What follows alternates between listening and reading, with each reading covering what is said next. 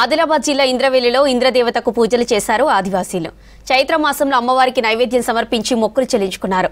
45 గూడాల నుండి తరలివచ్చి పూజలు చేస్తున్నారు ఆదివాసీలు. ఇంద్రదేవతకు మొక్కులు చెల్లిస్తే దేవత ఆశీస్సులు లభిస్తాయని నమ్ముతున్నామన్నారు భక్తులు.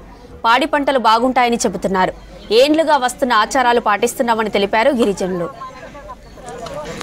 ఆదివాసుల సాంప్రదాయం ప్రకారం ప్రతి ఏటా ఇక్కడ ఇంద్రవెల్లిలో ఇంద్రదేవి ఆయి దగ్గరికి వచ్చి మొక్కులు తీర్చుకుంటాం. అంటే ప్రత్యేకించనేసి ఒక్క ఫ్యామిలీ అని కాదు, ఊరు వాళ్ళందరూ కలిసి వస్తారు. అదేవిధంగా ఇక్కడ మొక్కులు తీర్చుకోవడం జరుగుతుంది.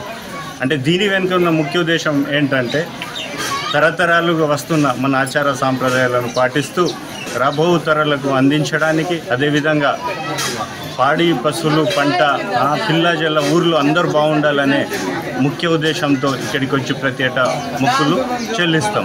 ఏప్రిల్ 1వ తారీఖు నుంచి మన ఇంద్రదేవి పురాతనమైన ఆలయము.